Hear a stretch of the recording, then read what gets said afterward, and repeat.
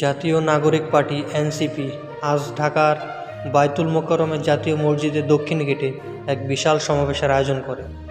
বিকেল ৩টায় শুরু হওয়া এই কর্মসূচিতে রাজধানীর বিভিন্ন এলাকা থেকে হাজারো নেতাকর্মী অংশগ্রহণ করেন।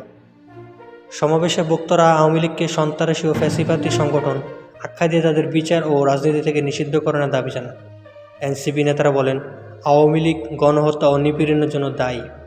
এই দলটির জন্য নির্বাচন কমিশনের নিবন্ধন বাতিল করে রাজনীতি করার অধিকার কেড়ে নেওয়া হোক। এনসিপির আহ্বায়ক নাহিদ ইসলাম বলেন, বাংলাদেশের রাজনীতির সংস্কারের জন্য আওয়ামী লীগকে নিষিদ্ধ করা ছাড়া আর কোনো পথ নেই। আমরা একটি নতুন প্রজাতন্ত্র ও নতুন সংবিধান চাই।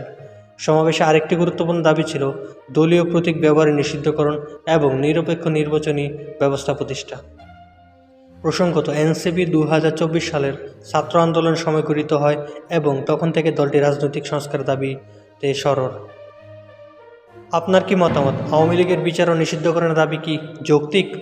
কমেন্ট জানাতে ভুলবেন না। আর এরকম খবর পেতে সাথে থাকুন এয়ার ফানুস চ্যানেল। খবর থাকুক আপনার হাতে সংক্ষেপে। ধন্যবাদ। সময়ের মধ্যেই আওয়ামী লীগ নিষিদ্ধের জন্য আপনারা ফ্যাসিবাদ বিরোধী মঞ্চ তৈরি করুন। পাড়ায় পাড়ায়, মহল্লায় মহল্লায় আমরা জনতার আদালত তৈরি করব। যদি এই সরকার বিচার নিশ্চিত করতে ব্যর্থ হয় তবে আমরা বসে থাকবো না। জনতার আদালতে আওয়ামী লীগ এবং ফ্যাসিজমের বিচার নিশ্চিত করা হবে।